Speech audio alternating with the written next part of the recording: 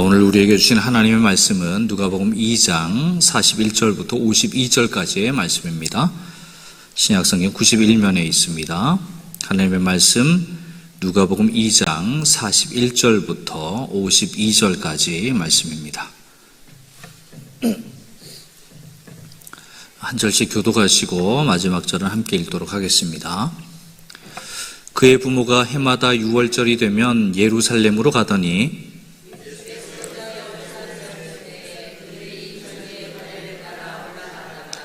그 날들을 마치고 돌아갈 때 아이 예수는 예루살렘에 머무셨더라. 그 부모는 이를 알지 못하고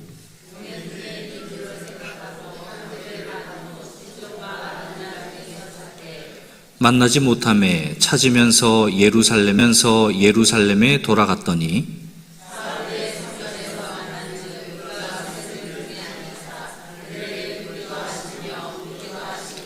듣는 자가 다 그 지혜와 대답을 놀랍게 여기더라.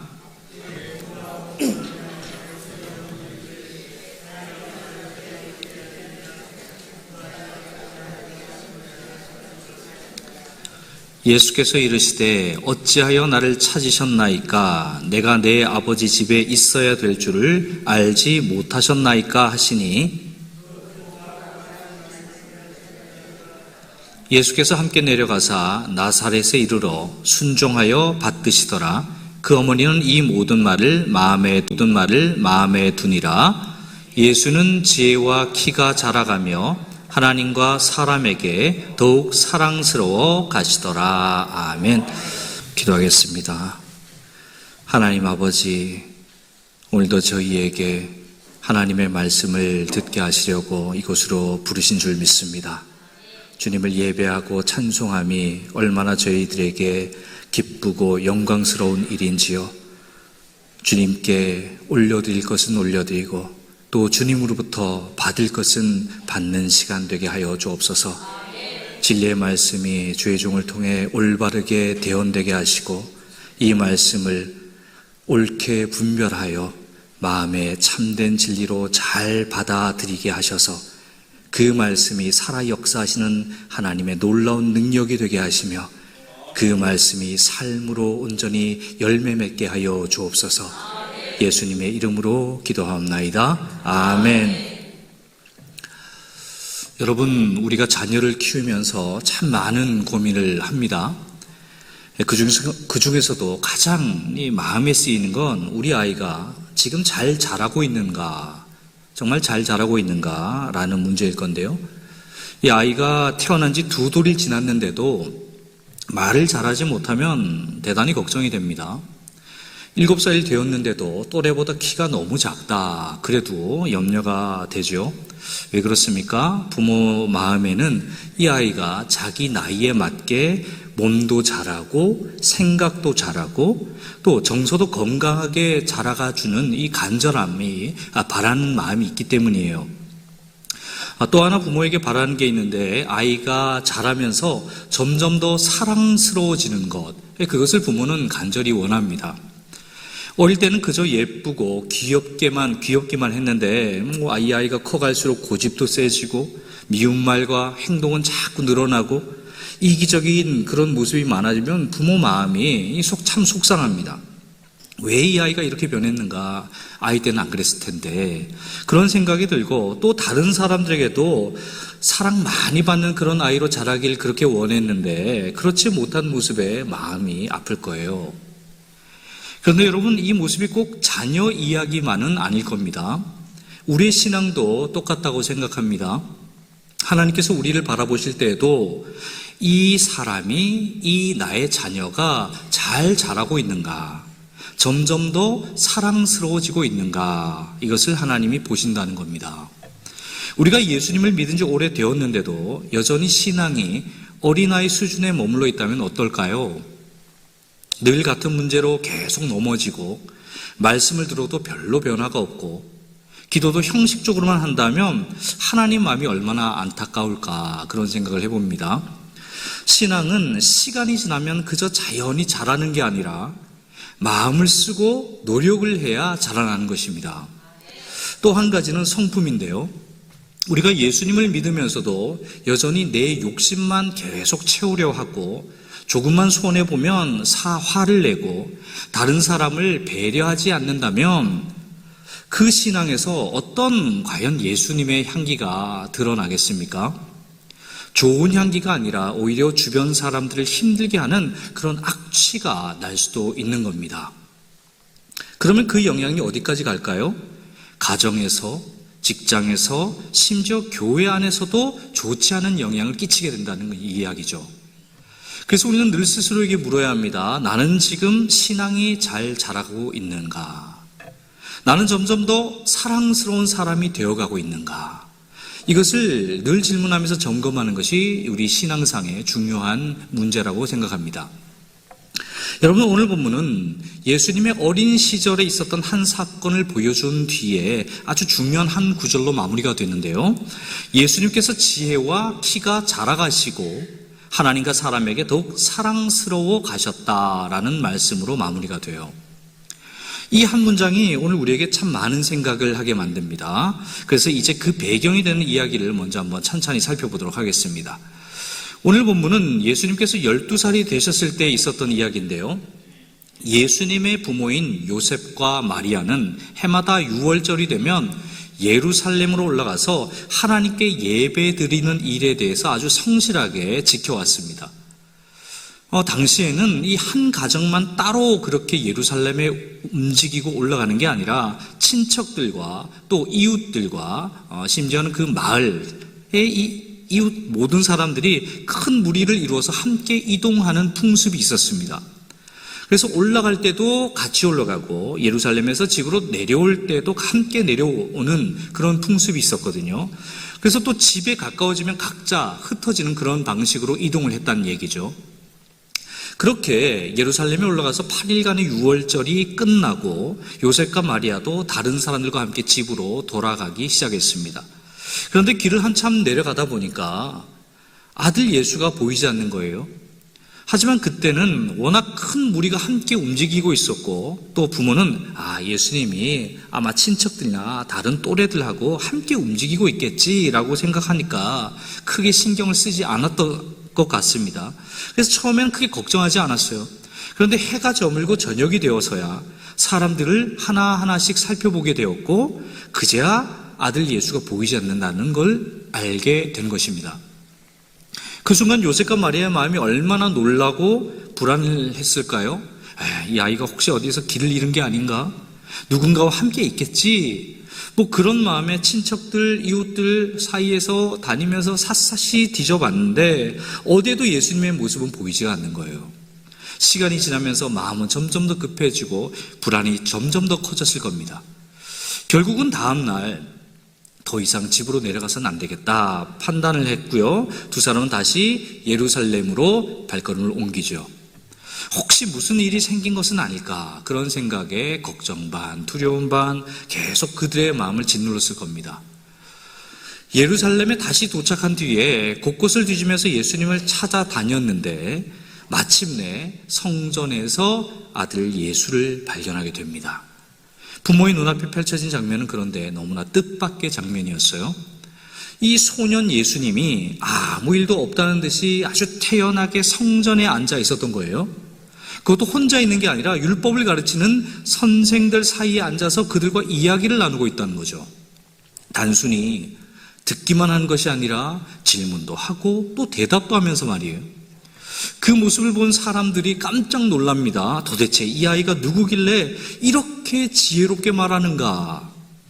성경은 예수님이 이 이틀 동안 부모와 떨어져 있었고 또 그동안 예수가 어떻게 먹고 어떻게 잤는지 어떻게 지냈는지를 상세하게 기록하고 있지는 않습니다. 그러나 분명한 것은 예수님께서 성전에서 하나님의 말씀을 나누는 일에 아주 깊이 몰두했다라는 사실이에요.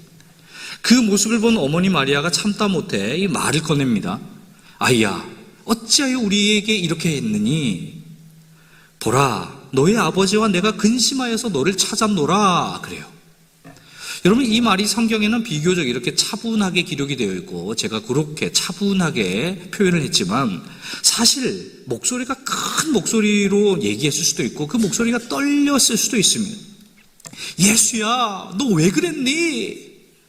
그렇게 속상한 마음이 그대로 드러났을지도 몰라요. 그만큼 부모의 마음은 아주 절박했는데요. 그런데 예수의 대답이 조금 의외입니다. 우리가 생각하기에는 어떤 대답이 나와야 할 것 같아요? 어머니, 정말 죄송해요. 제가 잘못했어요. 어머니 잃어버린 줄 알고 이틀 동안 눈물로 밤을 지새웠어요. 뭐 이런 이야기, 죄송하다는 이야기가 먼저 나와야 할 것 같은데 그렇게 말씀하지 않으세요. 오히려 이렇게 반문을 합니다. 질문을 던져요, 부모에게. 49절인데요. 어찌하여 나를 찾으셨나이까? 내가 내 아버지 집에 있어야 될 줄을 알지 못하셨나이까? 그러죠. 여러분, 이 대화의 흐름이 조금 낯선 것 같지 않습니까? 부모를 걱정하게 했으니 미안하다라고 말하는 것이 먼저일 텐데 예수님은 왜 나를 찾으셨어요? 왜요? 오히려 그렇게 되묻고 있는 거예요. 그리고 나는 내 아버지의 집에 있는 게 당연합니다. 내 아버지 집에 있는 게 당연한데요? 그렇게 말씀하세요. 여기서 중요한 것이 있어요. 예수님께서 말씀하신 이 아버지는 요셉을 가리키는 것이 아니라 하나님을 가리키는 말이에요. 그리고 성전을 내 아버지의 집이라고 분명하게 말하고 있습니다. 여러분, 이 말을 들었을 때 요셉의 마음이 어땠을까요? 지금까지 예수님은 요셉을 향해 늘 아버지라고 불러왔어요. 그런데 이제는 하나님을 내 아버지라고 말씀하니까 순간적으로는 요셉이 이해하기가 참 어려웠을 겁니다.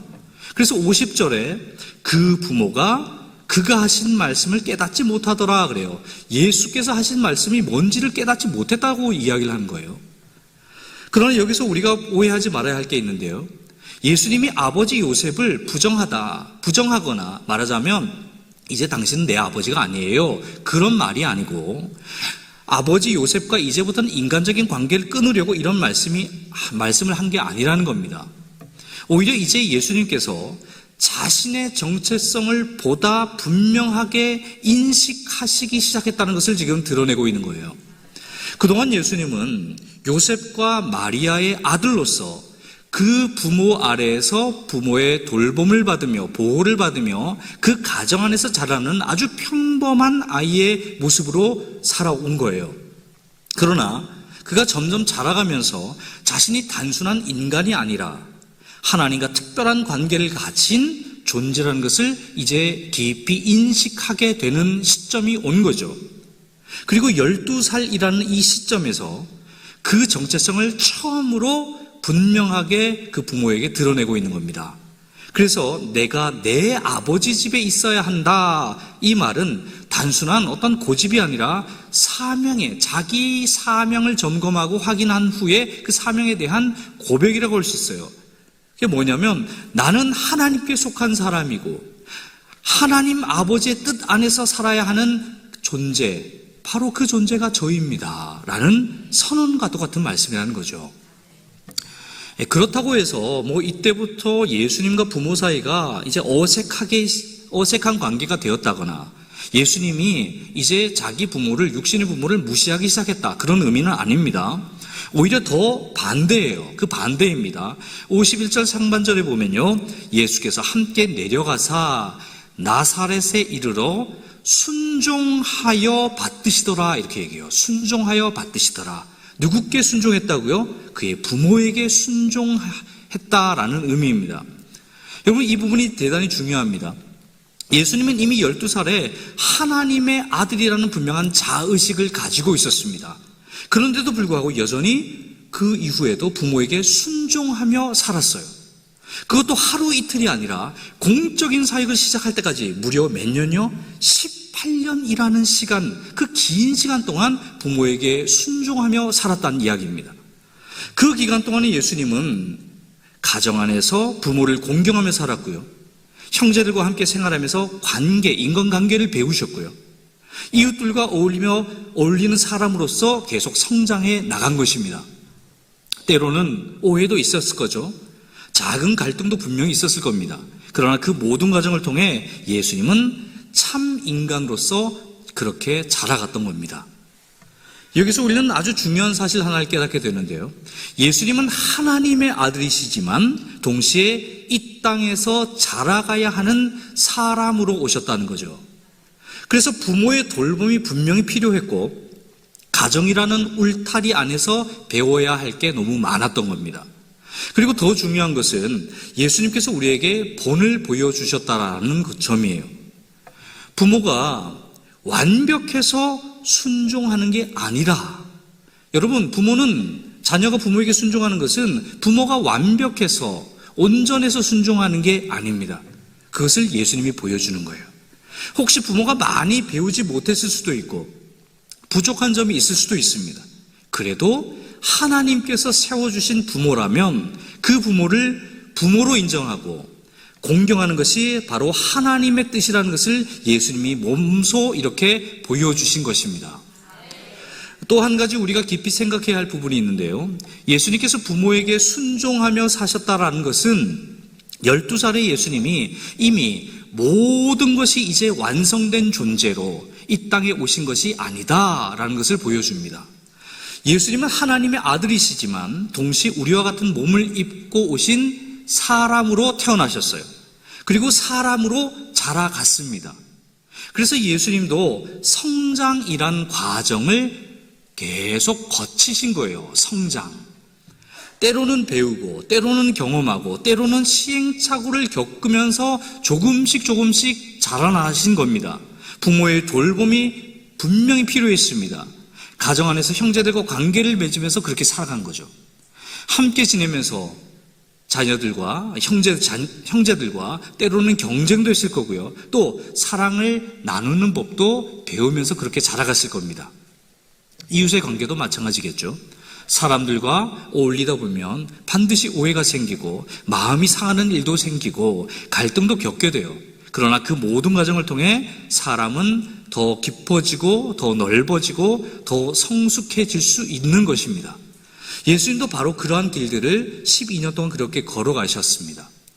여러분, 그렇다면 이 장면에서 어머니 마리아의 마음은 어땠을까요?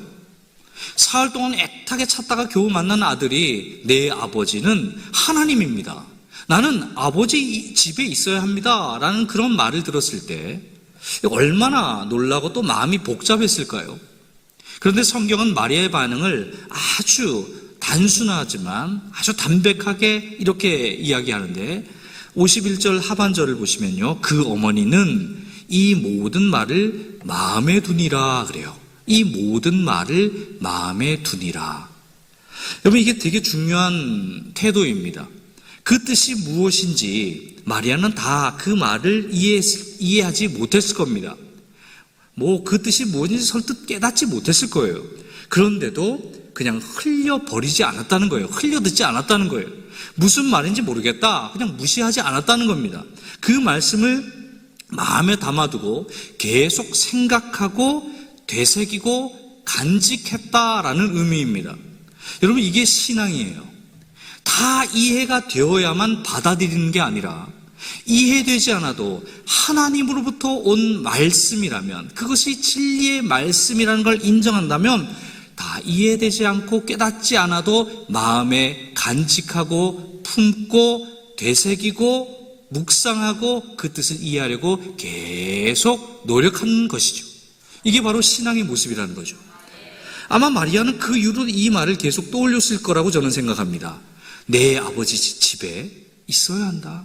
아들이 이런 말을 계속 했는데 내 아버지 집에 있어야 한다는 게 뭔 말일까? 이 말이 무슨 뜻일까? 이 아이는 나중에 어떤 길을 가게 될까? 하나님께서 어떤 일을 이루실까? 그렇게 시간이 지나면서 마리아는 조금씩 깨닫게 되었을 겁니다.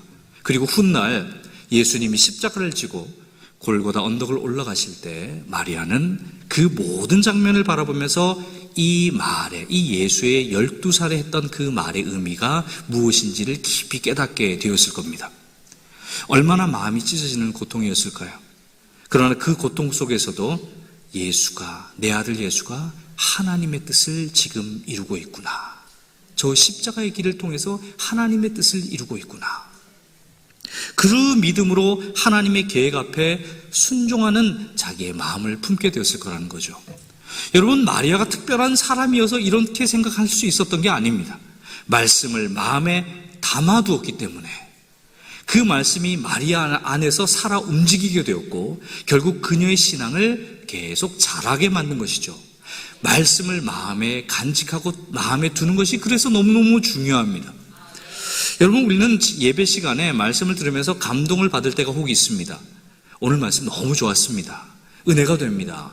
이런 마음이 들 때가 있죠. 그런데 문제는 그 다음이에요. 집에 돌아가서 또 며칠만 지나면 지난주에 우리 담임 목사님 무슨 말씀하셨지? 생각해보면 잘 기억이 안 나요. 왜 감동을 받았는지도 희미해집니다. 흐릿해져요. 그때 그 느낌만 어렴풋이 남아있는 것처럼 느껴진다는 거죠. 여러분, 감동은요 순간입니다. 감동은 순간일 수 있지만 말씀은 내 마음에 잘 남겨야 합니다. 마음에 담아두지 않으면 아무리 은혜로운 말씀도 금방 흘러가 버려요. 그래서 어떤 성도님들은 예배 시간에 말씀을 메모하기도 하죠. 집에 가서 다시 읽어보려고요. 한 번 더 생각해보고 이 말씀이 내 삶에 도대체 무엇을 말해주는가, 그걸 붙잡으려고 애를 쓰는 겁니다. 그래서 이것이 바로 마리아의 태도와 같은 것이라고 생각합니다. 여러분, 하나님의 말씀을 우리 마음에 담아두면 어떤 일이 일어날까요? 그 말씀이 어느 순간 다시 떠오릅니다. 혼자 있을 때 생각이 날 수도 있고요. 어려운 일을 만났을 때도 생각이 날 수 있고요. 선택의 기로에 있었을 때 그 말씀이 길을 비춰줄 것입니다. 그리고 시간이 지나면서 그 말씀이 점점 더 깊이 깨달아지게 되는 거예요. 그 말씀이 의미하는 바를 더 깊은 차원까지 이해하게 되는 겁니다. 그제야 말씀이 정말 달구나 라는 표현을 할 수 있게 되는 거죠. 신앙의 성장은 그래서 여러분 다른 데서 시작하는 것이 아니라 바로 여기에서 시작된다고 저는 믿습니다. 말씀을 마음에 잘 담는 것, 여기에서 신앙은 시작됩니다. 여러분, 어떤 말씀은 들을 때 바로 이해가 돼요.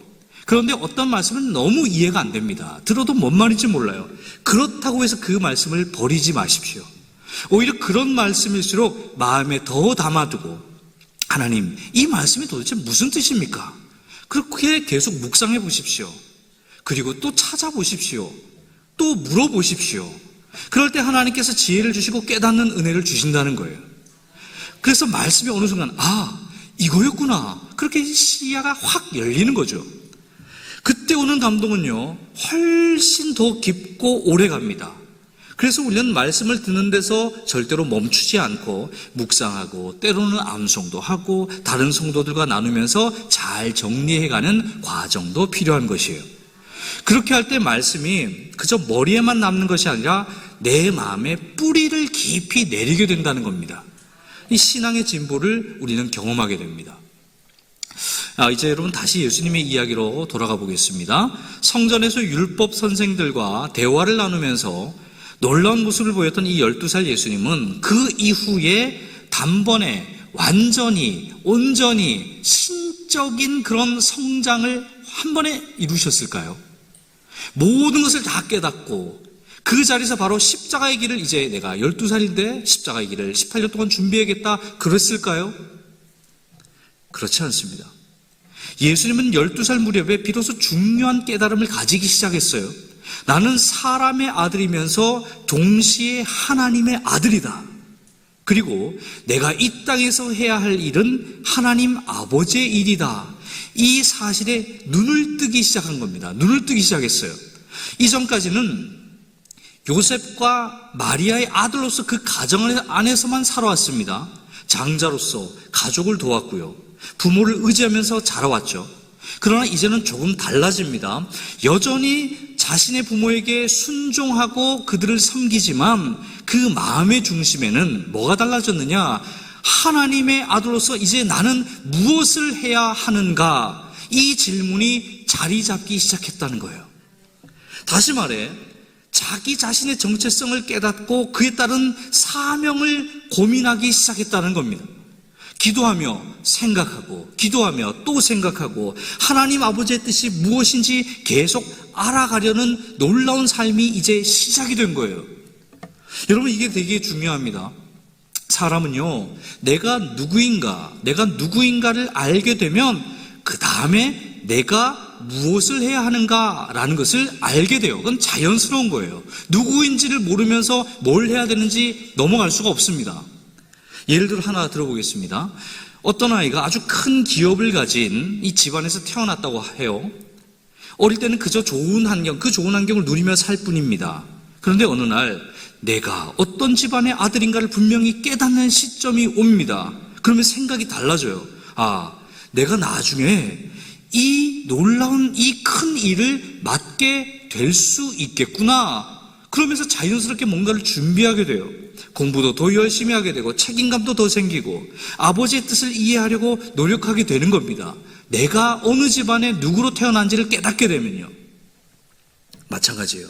이스라엘 백성들도 우리는 하나님의 백성이다라는 이 정체성을 깨달았을 때 비로소 하나님의 말씀을 제대로 받아들일 수 있게 된 거예요. 내가 거룩하니 너희도 거룩할지어다. 하나님께서 하신 말씀이죠. 하나님이 거룩하니 너희 이스라엘 백성들아, 내 백성들아 너희도 거룩하라. 이 말씀이 이제는 그냥 부담으로 다가오는 게 아니라 내가 하나님의 백성으로서 거룩한 존재로 세움 받아야 되는 정체성을 가지고 있다라는 이 인식이 있어야 우리는 하나님을 닮아가야 하는 그런 백성이어야 하겠구나라는 부르심으로 들리게 된다는 거예요. 그런데 만약 이 정체성이 없다면, 내가 하나님의 백성이라는 정체성이 없다면 내가 거룩하니 너도 거룩해라, 이 말씀이 귀에 들어올까요? 그렇게 살아야겠다고 마음이 먹어집니까? 그렇지 않습니다. 그저 말 잘 들으면 복 받는다, 그냥 그런 수준에 머물게 되는 거예요. 그러면 말씀은요, 은혜가 아니라 그 말씀은 다 율법이 되어서 내 안에 부담과 짐이 되고 맙니다. 억지로 지키려고 하다 보면 마음은 없이 그저 겉모양만 남는 신앙이 되기 쉽겠죠. 여러분, 우리도 똑같습니다. 내가 하나님의 자녀라는 사실을 분명하게 알게 되면, 분명하게 깨닫게 되면 그때부터 삶이 달라지기 시작해요. 나는 하나님의 자녀다, 이 믿음이 분명해지면, 그렇다면 이제 나는 어떻게 살아야 하는가? 나는 어떻게 살아야 하는가? 라는 질문이 이어서 자연스럽게 따라오게 됩니다. 그리고 하나님이 왜 나를 통해 이 땅에서 무엇을 이루려고 하시는가? 라는 것에 대해 궁금증을 가지기 시작해요. 내가 이 땅에서 왜 살아야 되는지, 무엇을 위해 내가 이 땅에서 살아야 하는지, 내가 이 땅에서 무엇을 붙잡고 살아야 하는지 점점 더 그것이 또렷해지기 시작한다는 거죠. 그렇게 되면요, 억지로 끌려가는 신앙이 아니라 내 스스로 결단하는 신앙으로 변하게 된다는 거예요. 주님, 제가 그 길을 반드시 가겠습니다. 그렇게 고백하게 된다는 거예요. 자발적인 순종이 되는 거죠. 그리고 부족하니까, 그렇게 순종하기 어려우니까, 연약하니까 하나님 앞에 계속 도움을 구하게 되고 말씀 붙들고 조금씩 그렇게 자라게 되는 거예요. 여러분, 이것이 바로 신앙의 성장이라고 하는 것입니다. 말씀을 마음에 담는 데서 시작해서 내 정체성을 깨닫고 결국은 하나님이 주신 그 사명을 향해 달려가는 인생, 그것이 바로 신앙의 성장입니다. 이제 오늘 본문의 마지막 말씀을 함께 한번 생각해 보겠습니다. 함께 52절을 볼까요? 예수는 지혜와 키가 자라가며 하나님과 사람에게 더욱 사랑스러워 가시더라. 여러분, 예수님이 이 땅에 오셔서 키가 자랐습니다. 나이가 들었습니다. 그리고 삶을 살아가면서 경험을 쌓고 고민하고 깨닫는 과정을 통해서 점점 자라갔어요. 그런데 중요한 것은 예수님께서 어느 날 갑자기 모든 것을 한 번에 다 깨닫고 완성된 게 아니라는 것이죠. 마치 번쩍하고 깨달음을 얻듯이 단번에 모든 걸 다 알게 된 것, 그거 아니라는 얘기입니다. 오히려 부모의 돌봄 속에서 잘 자랐고 말씀을 배웠고 사람들과 관계를 맺으면서 또 질문도 하고 생각도 하고 고민도 하고 말씀도 배우고 기도하며 조금씩 자라가신 거예요. 오늘 본문은 그 성장 과정 가운데 한 장면을 우리에게 보여주는 겁니다. 그리고 그 이후에도 예수님은 계속 18년 동안 자라나셨습니다. 또 한 가지 중요한 표현이 있는데, 하나님과 사람에게 더욱 사랑스러워 가시더라 그래요. 더욱 사랑스러워 가시더라. 여러분, 이 말이 무슨 뜻일까요? 단순히 외모가 더 멋있어졌다, 말투가 더 부드러워졌다, 성격이 더 좋아졌다, 그런 의미가 아닙니다. 예수님이 더 사랑스러워지셨다라는 것은요, 이런저런 사랑받을 만한 조건을 그 예수가 하나씩 계속 갖춰서 너무너무 사랑스러워서 외부적인 조건이 너무너무 사랑스러워서 사랑받을 만해서 많은 사람들이 그를 사랑해줬다. 하나님께 사랑받을 만해서 사랑받았다. 이런 의미가 아닙니다. 여러분, 예수님이 더욱 사랑스러워 가셨다라는 건 예수님이 점점 더 예수님다워지셨다라는 뜻입니다. 예수님이 예수님다워지셨다. 그게 바로 예수님이 사랑스러워져 가셨다라는 의미예요. 예수님의 그 고유한 모습, 그 고유한 성품, 예수님의 특별한 사명, 그것을 따라서 예수님이 점점 더 온전해지셨다라는 뜻입니다. 다른 사람을 절대로 흉내내는 게 아니라 예수님만이 가질 수 있는 그 고유한 모습을 찾아가면서 하나님과 또 사람 앞에 그렇게 서게 되었다. 이것이 바로 하나님과 사람 앞에서 더욱 사랑스러워져 가셨다라는 의미입니다. 여러분, 우리가 누군가를 보면서 저 사람 정말 사랑스럽다. 어떻게 저렇게 사랑스러울까? 그런 감정이 드는 순간이 언제예요? 어떻게 저렇게 사랑스러울까? 멋있고 너무 예뻐서 사랑스럽다라고 느끼는 게 아닙니다. TV에 수많은 연예인들 아름답잖아요. 멋있잖아요. 근데 보고 사랑스럽다 이렇게 느껴집니까? 저는 그렇게 안 느껴지던데요. 연예인들이 짓는 표정은 너무 멋있고 예쁘기는 하지만 저는 그렇게 계산이 되고 인위적으로 만들어진 표정인 것 같아서 사랑스럽다 느껴지지 않습니다. 그런데 여러분, 아기는 어때요? 아기는 꾸미지 않습니다. 남에게 잘 보이려고 어떤 표정을 만들려고 그러지도 않아요. 저 할아버지 할머니, 저 아줌마, 저 아저씨가 이 표정을 내가 지으면 더 나를 사랑스럽게 보겠지? 그런 생각을 하지 않아요. 아기는 그냥 자기 성격대로, 자기 본능대로 그냥 울고 웃는 게 아기입니다. 배고프면 울고, 기분 좋으면 웃고, 졸리면 잠이 들죠. 있는 모습 그대로 그냥 다 보여줍니다. 여과 없이. 조금 소심한 아기는 어떻습니까? 많이 웃지 않잖아요. 뚱한 표정이 항상 일관되게 유지해요. 그러나 그 표정을 봐도 우리는 너무 사랑스럽다라고 여기지 않습니까? 뚱한 표정 짓는 아기는 잘 웃는 아기에 비해 덜 사랑스럽습니까? 그렇지 않죠. 똑같이 사랑스럽습니다. 모든 아기가 다 사랑스러워요. 왜 그렇습니까? 아기는 자기를 꾸미지 않기 때문이에요. 안 꾸미기 때문입니다. 그건 가식적이지 않아요. 잘 보이려고 노력하지 않기 때문입니다. 흉내내지 않기 때문입니다. 다른 사람들과 비슷하게 만들려고 하지 않아요. 남의 눈치 보면서 행동하는 게 아닙니다. 그냥 하나님이 자기에게 주신 그 모습 그대로를 드러내기에 우리는 그 존재 자체를 사랑스럽다라고 느끼게 되는 거예요. 여러분, 왜 그렇게 느끼게 되는 걸까요? 희한하지 않습니까? 왜 유독 아기에게만 우리는 그런 감정을 가지게 되는 걸까요? 하나님께서 우리에게 그렇게 느낄 수 있도록 우리를 만드셨기 때문에 그렇게 느끼는 거예요. 그리고 사람마다 다 다른 모습으로, 세상에 단 하나밖에 없는 모습으로 하나님은 우리 모든 인간을 창조하셨습니다. 그런데 우리는 그 고유하고 특별한 아름다움을 잘 보지 못할 때가 많습니다. 점점 자라오면서 이 세상 안에서 많은 것들을 경험하고 배우고 하면서 이상하게 한 사람이 가지는 고유한 내면의 아름다움, 그 고유한 특성들을 잘 보지 못해요. 내 눈을 가리는 것 같습니다. 그래도 아기들은 있는 그대로 보면서 사랑스럽다 여기는데 아기를 제외하면 그러한 시선으로 잘 바라보지 않아요. 사람을 있는 그대로 바라본다기보다는 내가 좋아하는 모습이 있어야만 저 사람 참 괜찮네, 사랑스럽네, 그렇게 판단하지 않습니까? 내 기준에 맞으면 좋고 사랑스럽고 예쁘고 내 기준에 안 맞으면 점점 내 마음이 멀어지게 되는 겁니다. 그러다 보니 사랑이 오래 가지 않아요. 오래 못 갑니다. 처음에는 너무 좋아도 시간이 지나면 금방 식어버리죠. 왜냐하면 그 사람의 있는 모습 자체를 보려 하지 않고 내가 기대하는 모습만 그 사람에게서 자꾸 찾으려 하기 때문입니다. 여러분, 사랑이라는 것은 원래 그 사람을 있는 그대로 받아들이고 존중하는 것, 그게 바로 사랑의 본연의 속성이에요. 부족하면 좀 부족한 대로, 연약하면 연약한 대로 그 속에 있는 하나님이 주신 고유한 모습을 귀하게 여기는 것, 그게 바로 사랑입니다. 그런데 우리는 어떻게 하죠? 자꾸 비교합니다. 비교하다 보니까 부족하고 못난 모습이 더 많이 보일 수밖에 없어요.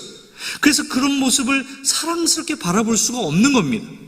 사실 문제는요, 그 사람이 아니라 내가 바라보는 시선이 오히려 문제가 있는 것인데 그 시선을 내가 바꿀 생각을 잘 하지 못해요.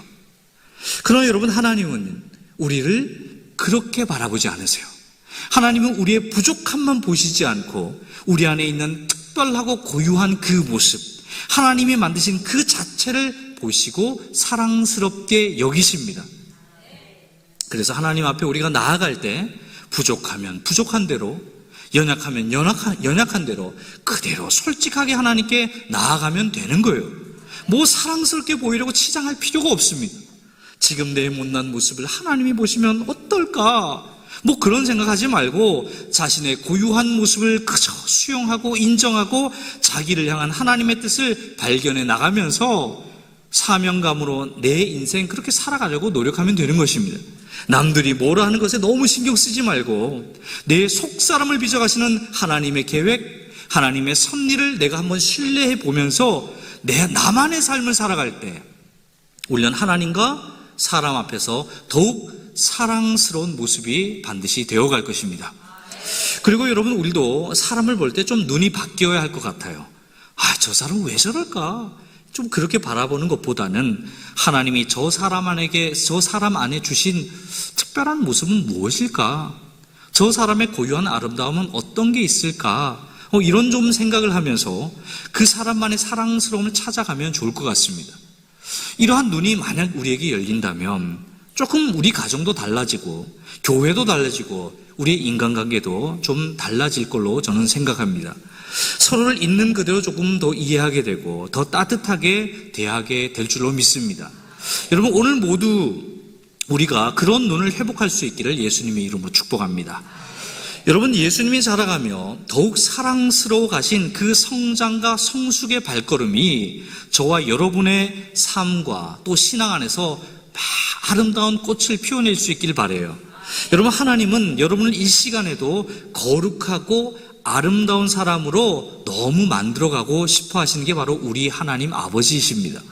우리 하나님은 우리의 부족하고 우리의 못난 모습을 있는 그대로 그냥 내버려두고 방치하지 않으시고요, 우리를 예수님 닮은 놀라운 향기 있는 사람으로 빚어 가시려고 우리를 구원하셨고 그렇게 우리를 계속 이끌어가고 인도하고 계십니다. 중요한 것은요, 그래서 내가 어떻게 사람들에게 보일까? 내가 어떻게 하나님한테 보일까? 그게 아니라 하나님이 나를 어떻게 빚어가고 계실까? 하나님이 지금 이 순간 나를 어떻게 빚어가기를 원하고 계실까? 그러한 시선을 가지면서 그 빚어가시는 주님을 신뢰해가면서 하나님이 기뻐하시는 뜻을 한번 기쁨으로 한번 순종해보고 예수님의 성품, 예수님의 말씀, 예수님의 삶의 모습을 내가 한번 더 닮아가려고 기도하면서 애쓰는 것, 이것이 바로 중요할 것입니다. 그렇게 한 걸음 한 걸음 우리가 살아갈 때요, 우리의 성품, 우리의 삶은 점점 당연히 반드시 변하게 될 줄로 믿습니다. 억지로 꾸미는 그런 사랑스러움이 아니라 인위적인 사랑스러움 같은 사랑스러움, 가짜, 그게 아니라 진짜 하나님이 만들어 가시는 아름다움, 진짜 아름다움이 우리 안에서 드러나게 될 줄로 믿습니다. 그리고 하나님 앞에서도 사람 앞에서도 자연스럽고 더 따뜻하고 더 사랑스러운 사람으로 반드시 성장하고 자라가게 될 것입니다. 바라기는 저와 여러분 올 한 해 하나님과 사람에게 더 사랑스러워져 가는 여러분 본연이 가지고 있는 고유한 캐릭터를 더욱더 빛나게 만드실 하나님의 그 인도하심에 순종하면서 기쁨으로 주님의 말씀 늘 마음에 간직하고 그 마음에 간직한 말씀들이 내 삶에서 능력을 발하기를, 꽃을 피우기를, 열매를 맺기를 사모하면서 계속 애쓰시면서 주님 따라 성장해 나갈 수 있는 저와 여러분 될 수 있기를 예수님의 이름으로 축복합니다. 기도하겠습니다. 사랑과 은혜가 풍성하신 하나님 아버지, 오늘도 귀한 말씀을 우리를 비추어 주시니 감사합니다. 주님, 우리의 삶을 돌아봅니다. 겉으로는 신앙생활을 하고 있지만 우리의 속사람은 여전히 자라지 못한 채 혹 같은 자리에서 머물러 있지 않는지 돌아봅니다. 주님, 예수님께서 지혜와 키가 자라가시고 하나님과 사람에게 더 사랑스러워 가셨던 것처럼 우리의 삶도 그렇게 자라가게 하여 주시옵소서. 말씀을 듣고 감동하는 데서 그저 멈추지 않게 하시고 그 말씀을 마음에 담아 날마다 묵상하며 살아가게 하여 주옵소서. 마리아가 이해되지 않는 주님의 말씀까지도 고이 마음에 품었던 것처럼 우리도 하나님의 말씀을 붙들고 살아가는 놀라운 믿음 허락하여 주시옵소서. 하나님 아버지, 우리가 누구인지를 절대로 잊지 않게 하여 주옵소서. 우리는 하나님의 자녀임을 날마다 기억하게 하시고 그 정체성 위에 서서 하나님이 맡기신 놀라운 사명 따라 살아가게 하여 주옵소서. 비록 더디게 느껴질지라도 절대로 낙심하지 않게 하시고 오늘도 내일도 한 걸음 한 걸음 주님 닮아가는 삶 살게 하여 주옵소서. 그리하여 우리의 인생이 하나님 앞에서 또 사람 앞에서 점점 더 사랑스러워지는 은혜를 누리게 하시고 하나님께 영광 돌리는 삶 되게 하여 주옵소서. 늘 우리를 자라게 하시는 예수님의 이름으로 기도하옵나이다. 아멘.